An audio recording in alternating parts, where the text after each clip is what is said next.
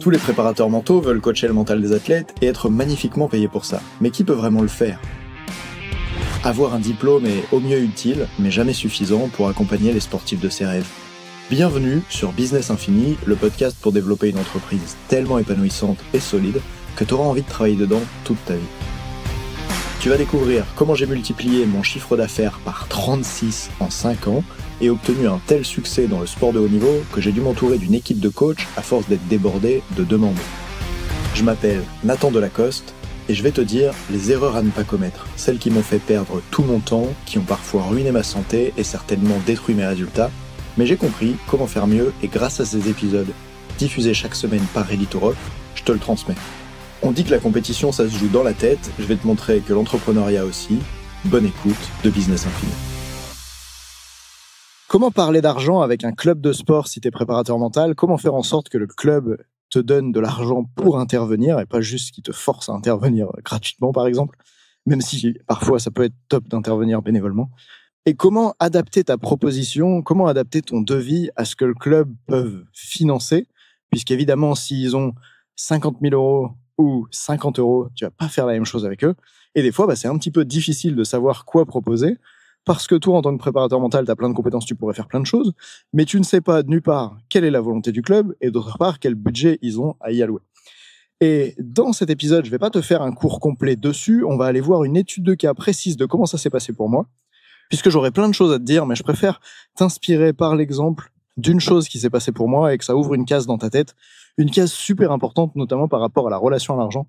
Parce que je crois qu'une des choses qui a le plus progressé dans ma vie depuis que je suis devenu entrepreneur, c'est peut-être ma capacité à passer du temps en extérieur, comme tu entends les petits oiseaux là qui est autour de moi. Non, je plaisante, c'est ma relation à l'argent, parce que le business te force à faire évoluer ta relation à l'argent.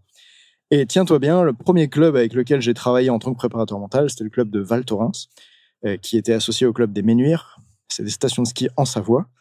Et à l'époque, j'étais nul dans la relation à l'argent. Bon, alors je connaissais bien la préparation mentale déjà et j'avais mis en place un rendez-vous avec les entraîneurs pour leur demander de quoi ils avaient besoin. Suite à ce rendez-vous-là, ils m'ont demandé de leur proposer ce que je pourrais faire pour eux. On avait convenu de faire différents types d'interventions, notamment des petits groupes, mais surtout des conférences pour tout le club. Et donc, à l'époque, j'envoie ma proposition par email. D'ailleurs, ça, c'est pas forcément quelque chose que je recommanderais aujourd'hui, mais bref, c'est ce que j'ai fait à l'époque. J'envoie ma proposition par email à l'entraîneur responsable, celui qui allait porter mon projet au sein du club, celui qui poussait la préparation mentale pour qu'on mette ça en place. Et ce qui s'est passé de super intéressant, c'est que avant que je lui envoie ce projet, on avait pu parler dans les réunions de ce qu'ils mettaient en place auparavant. Avant que j'arrive dans le club, ils avaient déjà eu dans le passé un autre préparateur mental qui était venu. Et moi, je leur ai évidemment demandé ce qu'ils avaient fait avec lui, ce qui leur avait plu, pas plu, mais à aucun moment je ne leur ai posé la question combien ils ont investi d'argent avec lui. Et j'ai été complètement débile de pas le faire. Tu verras dans quelques instants pourquoi. Pourquoi ? Parce que l'histoire, c'est que quand j'ai envoyé ma proposition à cet entraîneur responsable et que je le croise 2 jours après dans la station, je lui dis « au fait, appelons-le Paul.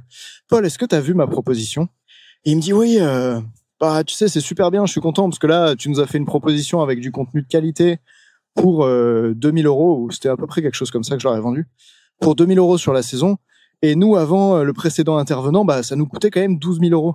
Donc là, on est super contents, c'est beaucoup moins, on va pouvoir bien mettre en place le projet avec toi, c'est trop bien. » Et moi, à ce moment-là, dans ma tête, je me dis « Oh là là, quand je pense que j'ai essayé de proposer des prix le plus bas possible parce que j'avais trop envie de travailler avec ce club et que je voulais être sûr qu'ils acceptent parce que ça allait trop me plaire comme projet et que j'étais prêt à tout pour bosser avec des skieurs, des snowboarders dans cette station, celle où je vis, etc. Et que, en plus, il y a des choses que je ne leur ai pas proposées parce que j'avais peur que ça ne rentre pas dans leur budget. Et oui, quand tu connais rien à l'argent, que tu as une toute petite boîte, etc. En tout cas, c'est la façon dont je pensais à l'époque. Et ce qui s'est passé d'amusant, c'est que suite à ça, j'étais parti en formation PNL, en programmation neurolinguistique, et on bossait ce jour-là sur les recadrages. Et du coup, la personne qui est en face de moi et qui s'entraîne à pratiquer le recadrage, je lui amène cette situation et je lui explique, voilà. Et c'est là qu'elle me dit, tiens, qu'est-ce qui t'a empêché de demander au club quel budget ils avaient ? Et là, je lui réponds, ça se fait pas de demander aux gens combien d'argent ils ont. Elle me dit, comment ça ? Je lui dis, c'est mal poli de demander aux autres combien d'argent ils ont dépensé ou combien d'argent ils prévoient de dépenser. Et là, elle m'a montré que c'était ma croyance, pas la vérité. Mais je t'assure qu'avec l'horizon d'où je venais d'un point de vue financier, avec les croyances que j'avais au sein de ma famille, une famille pauvre, bref, l'environnement dans lequel j'ai grandi. Pour moi, c'était absolument impoli de parler d'argent. À une époque, c'était même très dur d'en demander. Dans un précédent épisode, je te disais que j'avais l'impression de mettre des coups de couteau aux gens quand je leur demandais de me payer à l'époque. Et donc, évidemment, le club, je n'avais pas osé leur demander combien ils avaient investi auprès du précédent Prep Mental. Et ce que j'ai compris ce jour-là lors de la formation PNL, quand elles m'ont demandé, tiens, mais en quoi est-ce que ça pourrait être au service du club, poli pour le club, que tu leur demandes quel budget ils ont investi auparavant? Alors à ce moment-là, mon cerveau a trouvé une réponse tout de suite. J'ai dit, si je savais quel budget ils avaient à y allouer, je pourrais proposer la meilleure prestation possible en fonction de leur budget. Je pourrais conseiller qu'est-ce qu'on peut faire avec un budget tel que celui-ci ou avec un budget plus faible ou plus grand. J'aurais pu vraiment mieux répondre à leurs besoins en connaissant quelles capacités ils ont pour pouvoir créer le meilleur projet possible en fonction de ces capacités.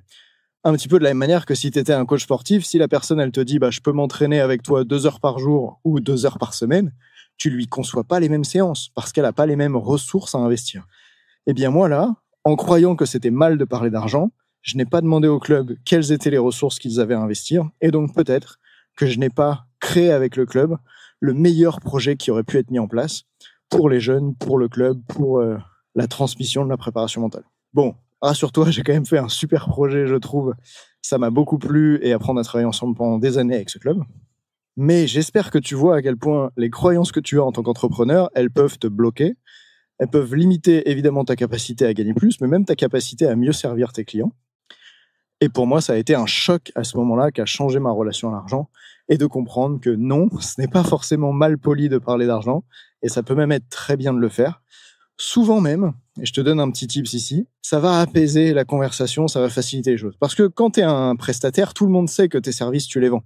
Tu es travailleur indépendant, les gens sont pas débiles. En France, on sait bien que quelqu'un travaille, il veut gagner de l'argent en échange. Pas forcément pour devenir multimilliardaire, mais parce que c'est sa vie et c'est son travail. Et donc, ils s'attendent à ce qu'à un moment donné, cette réponse-là, elle tombe. Et finalement, des fois, presque, plus tôt tu parles d'argent, plus ça apaise une certaine tension parce que on voit que tu es transparent avec ça et on construit un projet dans lequel c'est quelque chose de normal, on a tenu compte du prix que ça pouvait avoir, etc. Voici une manière avec laquelle ça pourrait être fait. Parce que récemment, j'accompagnais un prep mental qui voulait, dans un club de rugby, proposer son intervention. Et quand il a demandé au club quel budget ils avaient, le club, ils ont répondu « on ne sait pas quel budget on a, on l'a jamais fait, on ne sait pas combien ça coûte, on veut d'abord voir. » Ce qui peut se comprendre, évidemment. Mais il y a d'autres manières de le faire. Une manière de répondre à ce moment-là, pour ce coach, ça aurait été de dire en fait, en préparation mentale, il y a plein de choses qui sont possibles. Il y a des interventions en conférence, en petits groupes, en individuel, il y a du suivi chaque semaine, il y a la possibilité d'avoir pas de suivi, bref, plein de choses différentes sont possibles. Et donc, j'ai plutôt envie de vous demander, est-ce que vous auriez plutôt 50 € ou 50 000 €? Et tu vois, si tu mets une fourchette comme ça peut aider en face de toi la personne à se dire « non, évidemment, on a plus que 50 €. » Et d'ailleurs, tu peux aller encore plus dans le ridicule, tu vois. Tu peux dire « Est-ce que vous auriez plutôt 5 € ou 5 000 €? » Et si ta fourchette, elle est ridicule comme celle que je viens de dire là, normalement, la personne va montrer quelle position elle prend en disant non, évidemment, on est prêt à mettre plus que 5 €. Ok, si vous êtes prêt à mettre plus que 5 €, c'est quoi un budget qui pourrait correspondre aux ressources du club cette année? Qu'est-ce qui pourrait être fait, etc. pour qu'en fait, tu puisses adapter ta proposition. Et ce que je dis là, c'est valable notamment dans le cas de ce qu'on appelle le B2B, le business to business, quand tu vends à une autre entité qui a des instances directionnelles, etc. C'est pas forcément valable quand tu bosses avec un particulier. Exemple, si tu vends de la préparation mentale à un particulier, ne lui demande surtout pas quel budget tu aurais pour faire de la préparation mentale, puisque les particuliers ne fonctionnent pas vraiment avec un budget. C'est une croyance que j'ai pas le temps de détailler maintenant, mais fais-moi confiance, si la personne, elle comprend que c'est vraiment important pour elle, qu'elle a un truc important à résoudre, genre le sportif qui se dit, si je passe pas à l'action, je vais pas pouvoir réaliser mon rêve d'aller en équipe de France, d'aller en Coupe du Monde, etc. Alors à ce moment-là, au début, il n'avait pas un budget de 30 €, mais il peut très bien être prêt à mettre 3 000 € parce qu'il comprend que ça a du sens pour lui et il va décider de trouver les ressources, etc. Dans les clubs, souvent, ils fonctionnent plutôt sur des budgets établis à l'année, des ressources qu'ils doivent trouver en trouvant des partenaires, des financiers, des sponsors, etc. Et donc, dans les clubs, le plus souvent, ils ont déjà un budget. Ça ne veut pas dire qu'il ne peut pas augmenter ce budget ou diminuer, mais je trouve qu'ils ont souvent des ordres d'idées et on peut se baser là-dessus pour essayer de savoir quel type de proposition faire. Parce que tu n'as pas envie de te prendre la tête à proposer un truc qui représenterait pour toi des heures et des heures de travail à concevoir, à imaginer comment ça pourrait être fait dans l'année, qui se chiffrerait, je sais pas, à 10 000 euros, pour qu'au final, ils disent « Ah ben non, nous, on pouvait faire une fois un truc à 200 euros. » Donc, ça peut être utile de demander au club quel budget ils avaient. Mais je crois que je t'ai déjà convaincu avec ce que j'ai dit au début de l'épisode et ma croyance fausse à propos de l'argent. En tout cas, fausse, je sais pas, puisque certaines personnes trouveront que c'est mal poli de parler d'argent. Ça m'est déjà arrivé d'ailleurs de rencontrer une fille, tu vois, dans le domaine personnel, et lui dire « Ah, toi, combien tu gagnes ?» et qu'elle le prenne super mal, en fait. Parce que peut-être que, je sais pas, dans le monde de la séduction, et où c'était son modèle à elle, quand je lui ai demandé « Tiens, mais qu'est-ce qui se passe pour toi? Pourquoi tu réagis comme ça, comme je te demande combien tu gagnes dans ton métier ?» Elle me dit, il y a déjà un mec que quand je lui ai dit combien je gagnais, il s'est barré, en fait. Il a arrêté de construire la relation avec moi. Et donc, pour cette personne-là, c'est devenu mal poli de demander des sous, combien elle gagne, parce que c'est associé dans sa tête avec l'expérience de si je gagne pas assez, on me lâche, quoi. Donc, en effet, il est possible que certaines personnes prennent mal ce truc. La croyance, elle peut être parfois vraie, parfois fausse. Ce qui compte, c'est plutôt, est-ce qu'elle est utile ou limitante pour toi? Enfin bref, si t'es préparateur mental, tu connais les bases du coaching normalement, tu vois ce que c'est que la différence entre utile, limitant et vrai ou faux.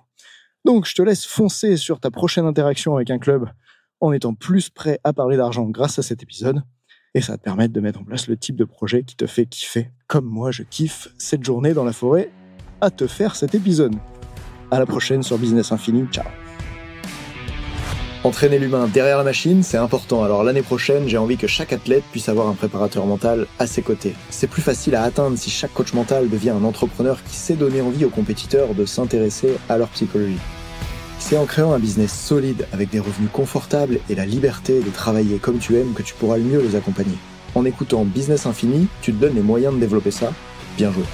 Si tu veux progresser en coaching, tu peux aussi écouter mon autre podcast, Obsession Progression, et même le partager aux athlètes pour qu'ils comprennent l'intérêt de la préparation mentale. Salut!